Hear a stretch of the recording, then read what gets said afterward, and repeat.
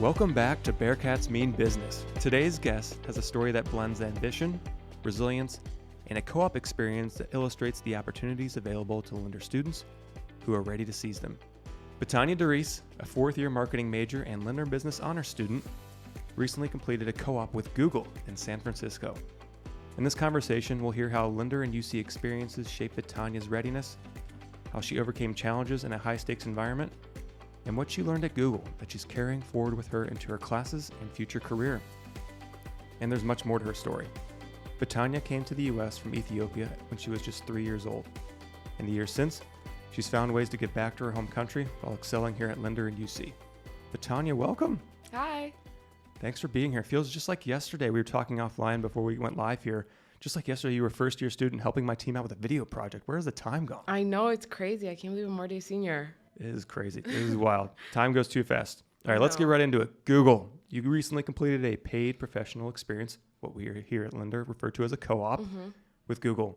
And I have so many questions. First, how did you obtain this co-op? Yeah, I think that's a layered question. I think in terms of how I obtained the co-op, there was a lot of work on the back end. I think the biggest thing I did before I actually applied and got the co-op was a lot of resume prep. And I got a lot of help from different resources. So whether that was like career services or the different clubs I'm in, like this varsity sales team or business fellows and so on, I think making sure that my resume like stood out immediately when I applied was my number one goal. So I think on the back end, it was about like crafting my resume. But in terms of actually obtaining it, I submitted my application the first day the application dropped. Got in there early. I did. So I think that was pretty straightforward. But yeah, like I said, I think the resume prep was like my biggest back end work I did before I actually applied and then obtained the co-op. And then was there an interview process correlated with this interview? How did that go? Yeah. So after I applied, because I was in the interview process, so I was obviously interviewing with other companies and so on. So I applied and then I heard back, I think like 3 weeks later.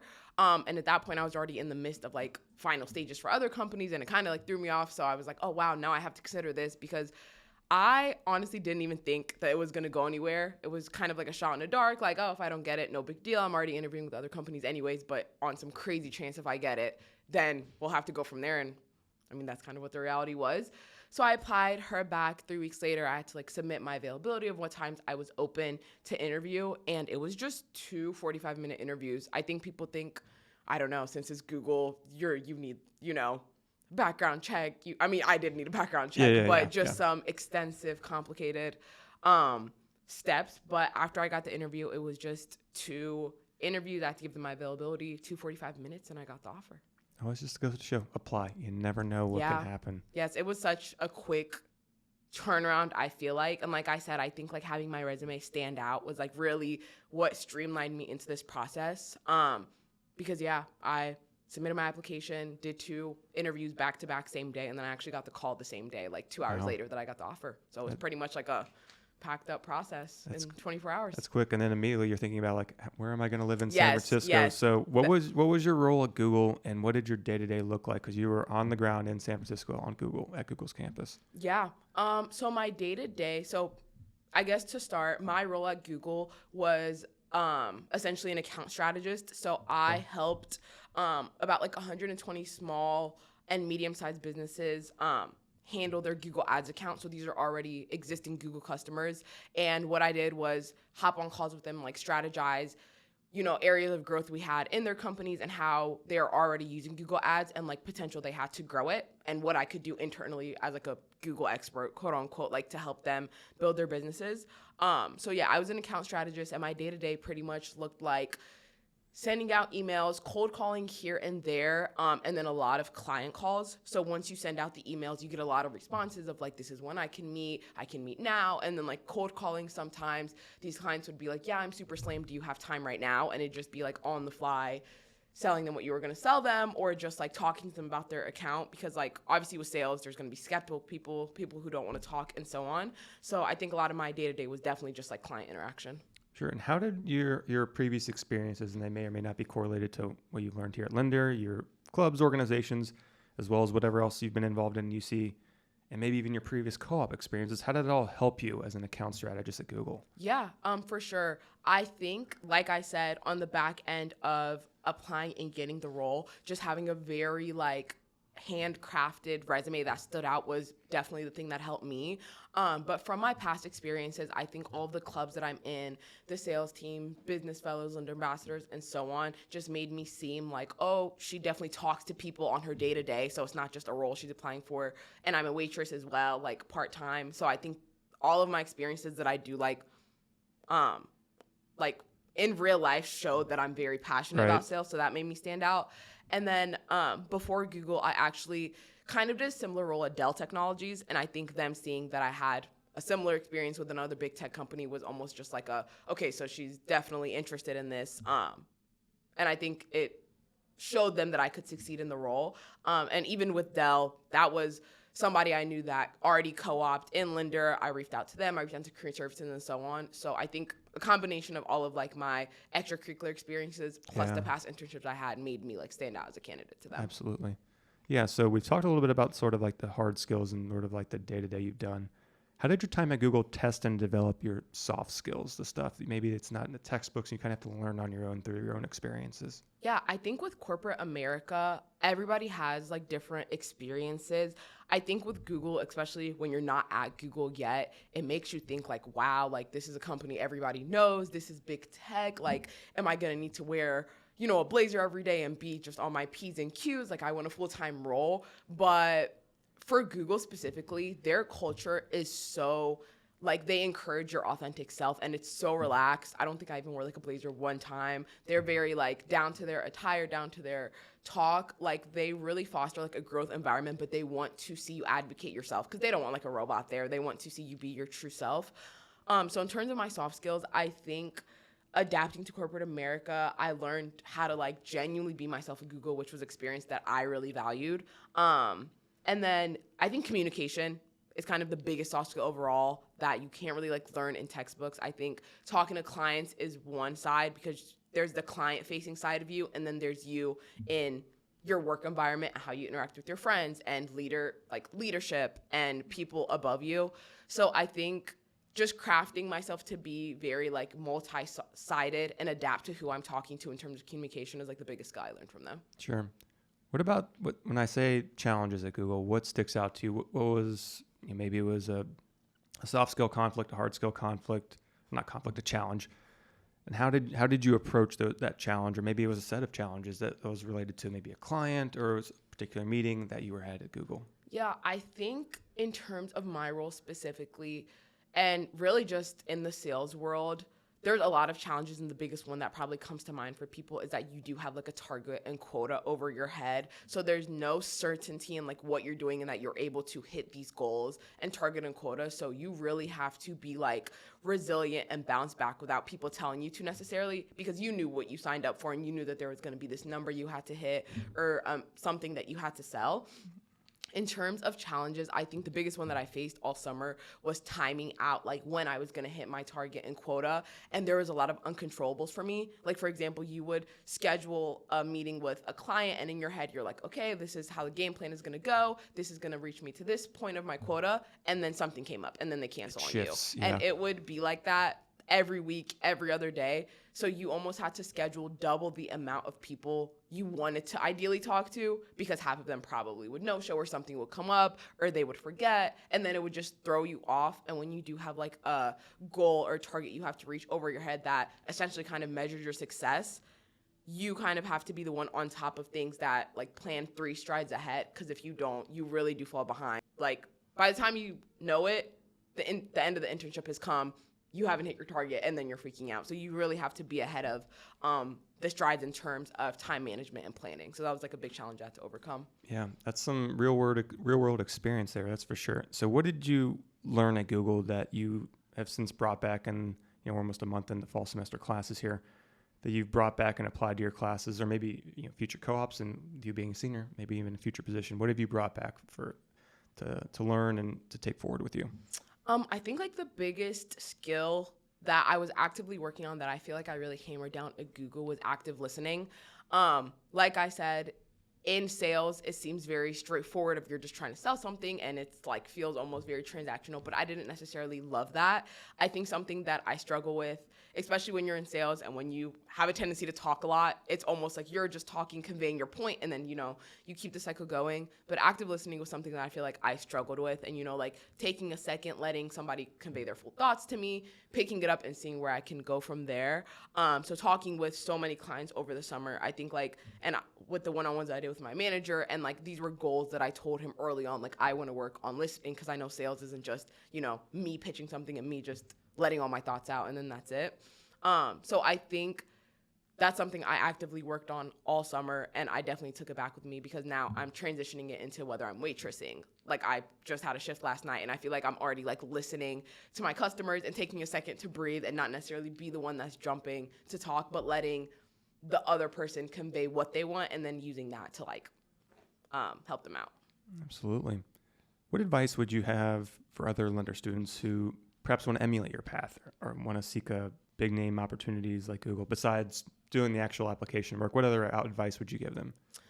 I think, and this might sound cliche and you might hear it from a lot of people, but is honestly just get involved as much as you can. Okay. Advice that I've had early on, and I still stand with it for underclassmen, is that, especially in Lindner, you are genuinely going to receive the input that you give in. So if you really just don't do much and you just expect opportunities like this to fall in your lap, unfortunately, that is not the case, and you're kind of sadly mistaken. So by getting involved and like thinking about your resume early on and thinking about steps of like, how am I going to get to these big name opportunities? That's really going to be your best friend. And especially Lindner, they have so many resources. Like there's probably not a question that will go unanswered for you at Lindner. We actually have like so many resources that I probably don't even know of still, but the ones that I have been able to access have helped me out so much. And for me, it was really two pillars of like career services on one hand, Lindner Business Honors on the other hand, and then just all of the extracurriculars I would do, like I said, business fellows, sales team, etc.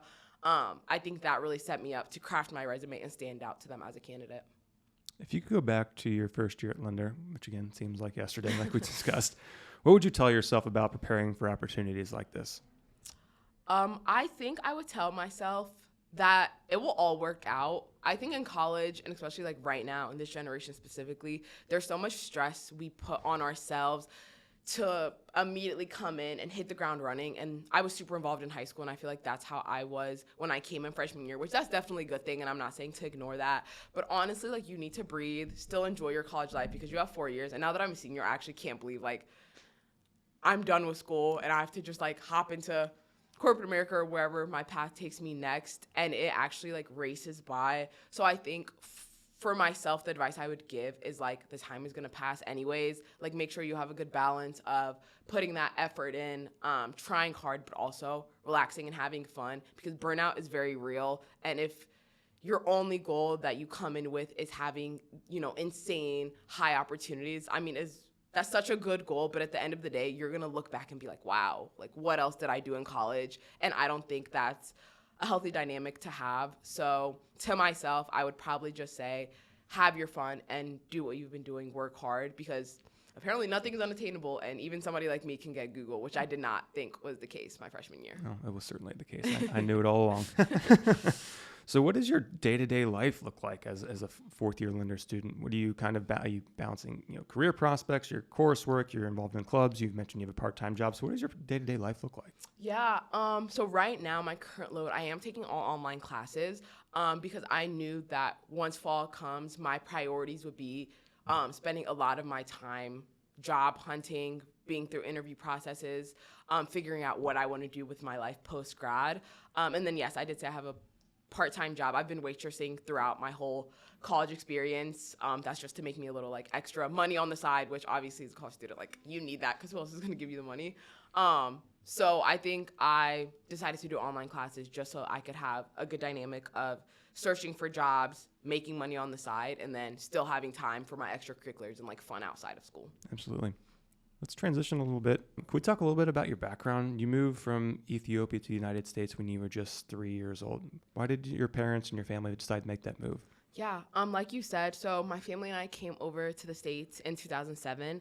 And in terms of why we came over, I think it was just that typical American dream that most immigrants kind of hope for and wish for their children. So we came over, and the goal was so that me and my siblings could pursue higher education. Okay. So in Ethiopia, that's just high school and on. So I think grade school is like the typical there, but some kids don't even go to high school, and there's like, low rates of literacy there. So I think having just bigger opportunities to go to school, get good jobs, et cetera, is why my parents came over. And after this year, we will all be college grads. So really happy about that.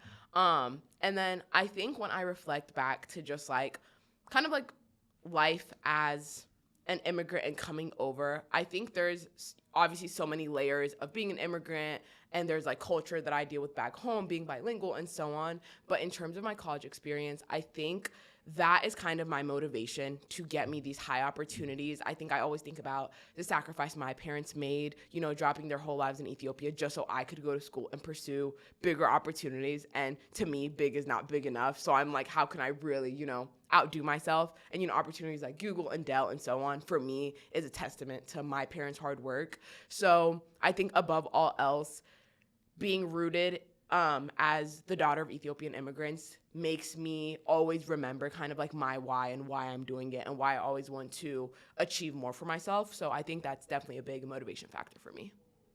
Tell me about your decision to start raising money for your home country. What do you do? What goes into it? Yeah. So I started a nonprofit organization when I was a sophomore in high school. In terms of kind of what it does, I go around the Cincinnati area, usually from schools, whether that be grade schools, high schools, and so on, and kind of fundraise. So I went to a private high school and grade school, and obviously that it's like uniform based. So a lot of like my ideas back then were like, paid out of uniforms or stuff like that, where it would be a good cause. They could pay a couple of dollars to come out of uniform, and that raised me a big bunch of my donations. And then when I got to college, I knew I would have to shift up a little bit. From there, we started fundraising in college, and I knew I had to change up my approach a bit. So I used UC clubs and organizations to fundraise, and that did fundraise me a good amount of money when I got to college as well. So 2021, it was right before I got to college, actually, I took a trip back home to Ethiopia, and that was the first time I had been since I've been born. Okay. And what I raised in high school, I was able to give back to those children in person. And the director I work with that is in Ethiopia that helps. It's almost like an orphanage / school in Ethiopia, and that's where the money goes to. So it was just a crazy experience for me, seeing kind of like, even though that's not necessarily where I was born and where I came from, because I was born in the city in Ethiopia, seeing that like 30, 40 minutes down the drive, there are kids in like extreme poverty was really just touching. And I think above all else, it made me live kind of my life in gratitude. And that's like, anybody knows about me. That's kind of like a pillar that I live my life by. I have a tattoo that says grateful, because the foundation in itself is called the Grateful Foundation. And I think going there and seeing those experiences and unfortunate circumstances in real life made me realize, like, even though I'm from there, I also suffer from like first world problems and so on. And it just made me think holistically, like, wow, there is so much worse going on in the world. And it kind of made me very grateful for my experiences that I get to have in the States. Thank you for sharing that. Yeah. Let's close with some rapid fire questions. Okay. All right. Number one, what's your go-to restaurant or dining hall? OTG. Okay. That's on the green. That is on the green. On the green. Yeah. For those who don't know. Number two, the business world is full of buzzwords. We both know this. What's a business buzzword that you actually secretly love? I think circle back. Circle back. Okay. Yeah. Yeah. I'm a big fan of that one too. All right. Number three, what song instantly makes you feel happy and inspired? I like the song Good Days by SZA. Okay. Number four, what's an accomplishment, maybe aside from Google, or you can say this one too. What's an accomplishment of yours that you are very proud of? I think being on Dean's List since I've been here since my freshman year. So I don't even know how many quarters it's been now, but being in Dean's List all of my years here. It's a great accomplishment. All right. Number five, one word to describe your time studying business at Lindner. Rewarding. That's a wrap on today's episode of Bearcats Mean Business. A huge thank you to Bitanya Derese for sharing her journey from co-oping at Google to giving back to her home country, and for showing us how Lindner students can turn big dreams into bold opportunities. Be sure to subscribe, leave a review, and share this episode with someone who's ready to take the leap at Lindner. Your feedback helps more Bearcats discover the show. Until next time, keep showing the world how Bearcats mean business.